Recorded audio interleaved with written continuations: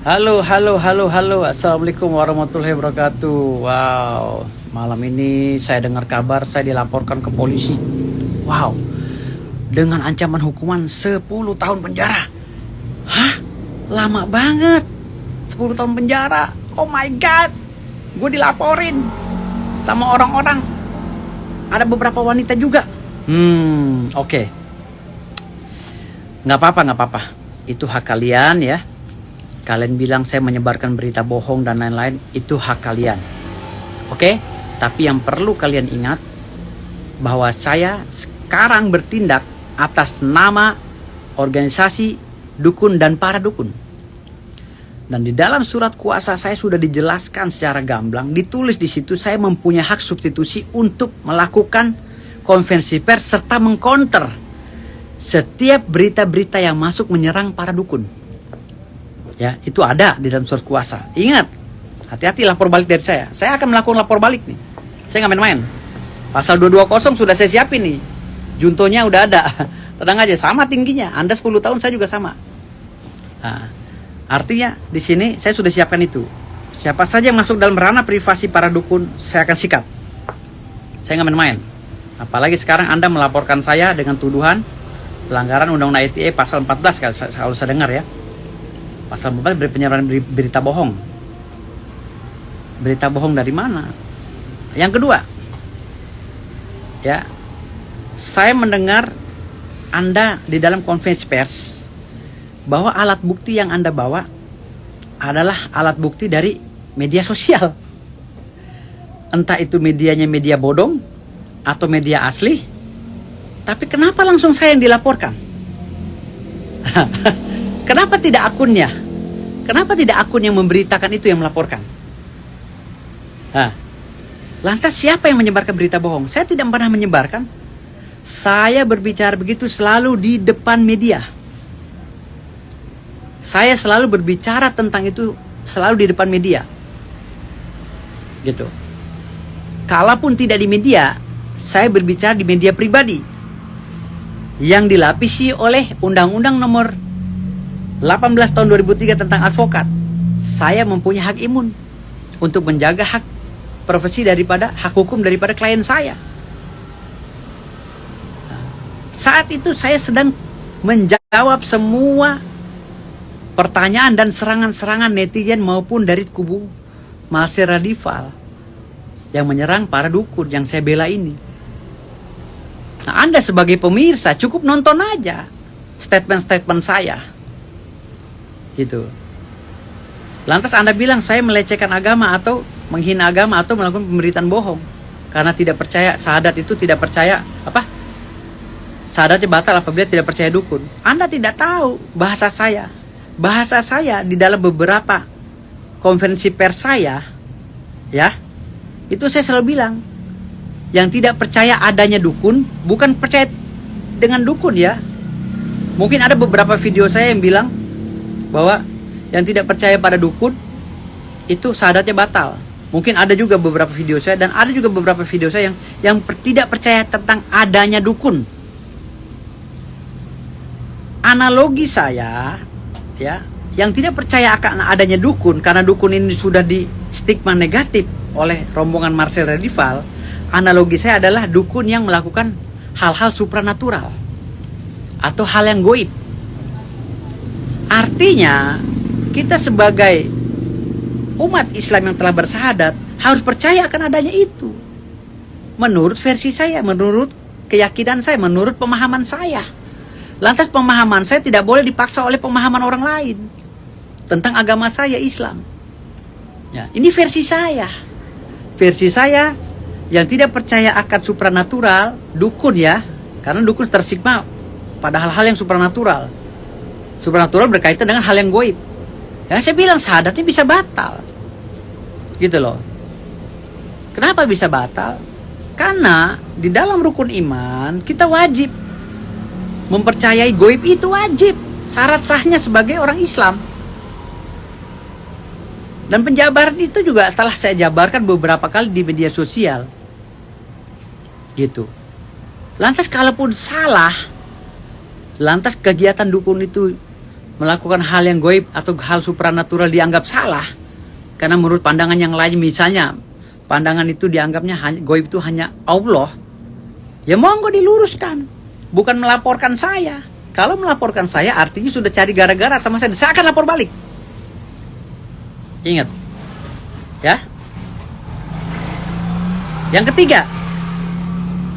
ketiga, omongan itu di media sosial, ya, digunting-gunting, dipotong-potong sehingga tidak utuh, dijadikan barang bukti atau alat bukti.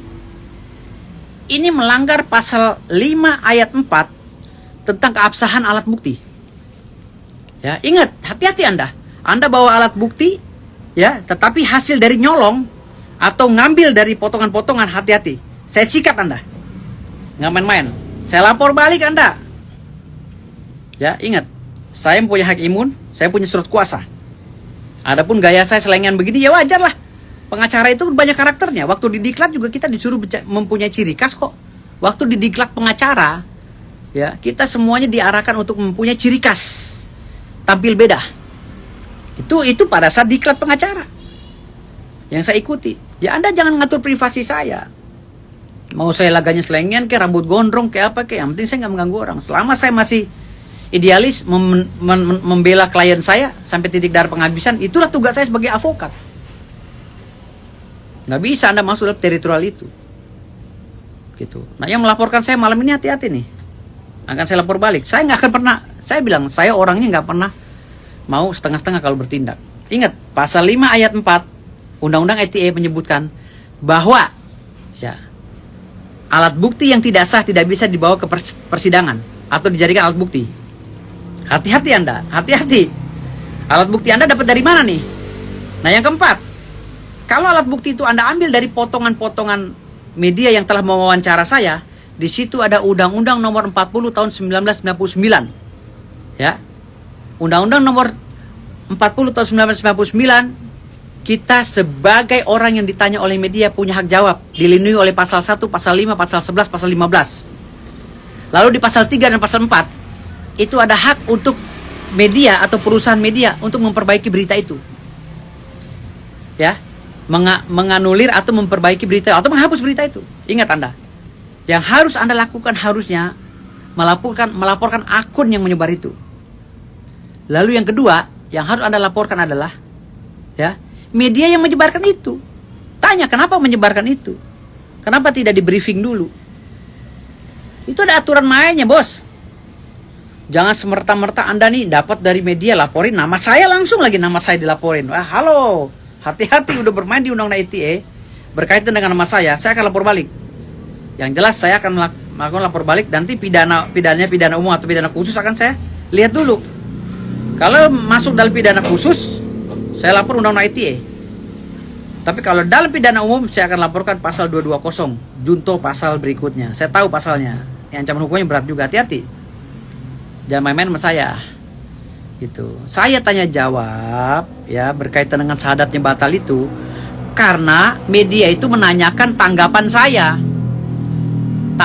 terhadap pernyataan Marcel Radival. Gitu loh. Apa Bang tanggapan Marcel Radival? Ya saya jawab. Kalau Marcel Radival bisa berbicara begitu, saya juga bisa berbicara begitu. Ada di media ini. Marcel Radival ini berbicara. Bentar ya. Jadi tidak semerta-merta saya itu melakukan hal tersebut atas keinginan sendiri. Saya berdasarkan perintah kuasa. Anda harusnya tabayun dulu ke saya, baru laporin saya. Gitu loh. Ini bahasa Marcel Radival yang saya jawab. Dalam Islam sendiri ini, dari agama saya sendiri, dalam Islam menyatakan jika ada seseorang yang mengaku bisa melihat jin atau hal gaib secara bentuk aslinya, maka bisa dipastikan dia keluar dari Islam. Nah, bahasa keluar dari Islam inilah. Nah, syahadatnya juga harus dipertanyakan lagi. Kiai mau ustadz atau siapapun itu yang ngaku bisa ngelihat jin, itu syahadatnya. Nah, dari pertanyaan inilah mau kiai mau siapapun termasuk dukun yang ngaku melihat jin, ya syahadatnya batal kata Marcel. Itu yang kami jawab. Gitu loh. Bahwa dukun ini sering lihat jin. Gitu loh. Maka kalau orang nggak percaya dukun, syahadatnya bisa batal kan gitu. Nah ini lingkup dalam surat kuasa. Kecuali saya berbicara di luar konteks surat kuasa, baru saya bisa dipidanakan. Itu pun harus dilihat juga media mana yang menyebarkan. Hati-hati Anda. Ingat ya, Anda telah melakukan kesalahan ini. Hati-hati. Ini lawyernya juga nggak teliti. Kasian nih. Kasian banget kliennya. Ini karena ingin pansos mungkin tergesa-gesa melaporkan saya, lalu memaksakan pasal 14 loh. Nggak tanggung-tanggung. 10 tahun penjara. Gila. Ini berarti niat mau nyelakai saya. Dan orang yang ingin menyalakai saya akan saya celakai. Gitu. Ingat ya, saya berpola begini karena saya membela mati-matian para dukun. Itu tugas saya sebagai lawyer. Karena saya pengacara idealis, walaupun dihujat oleh satu dunia. Selama surat kuasa masih ada sama saya nggak akan pernah mundur. Ya. Dan yang kedua, zaman Nabi Allah Muhammad SAW, yang dimaksud dengan musyrik itu adalah kahin. Bukan dukun, kahin. Ingat ya, kahin ya, penyihir. Karena kalau kita mengacukan pada kitab Kamus Besar Bahasa Indonesia, bahwa dukun itu pemaknaannya adalah ada dukun baik, ada dukun jahat. Jangan mengeneralisir. Gitu. Itulah yang saya bilang, jangan mengeneralisir, harus dipilah-pilah. Jadi kalau Anda bilang musyrik percaya dukun, itu sama dengan mencederai Kamus Besar Bahasa Indonesia. Karena di dalam Kamus Besar Bahasa Indonesia antara tabib, kahin itu digabung di situ. Ada dukun baik, ada dukun jahat. Gitu. Ada juga dukun santet di situ. Jadi dukun yang mana yang Anda maksud musyrik harus dijelaskan dengan saya. Nah, yang kelima, Anda yang melaporkan saya akan saya pertanyakan nanti, ya. Apakah Anda benar-benar menjalankan rukun iman dan rukun Islam? Ketika itu tidak dijalankan satu saja, saya akan gugat Anda. Bukan saja laporan, saya akan gugat. Ya. Saya nggak main-main. Oke? Itu aja penjelasan dari saya untuk laporan malam ini. Tunggu ya. Saya nggak main-main. Karena saya bilang ini galil adab. Galil adab itu nih manusia yang ingin ikut campur dengan urusan orang lain, cari panggung, tidak menelaah dulu. Lalu dengan emosinya dia menghantam. Nah, ini hati-hati. Saya siap melawan Anda, siap. Kita mempunyai alibi masing-masing. Oke? Makasih. Wassalamualaikum warahmatullahi wabarakatuh.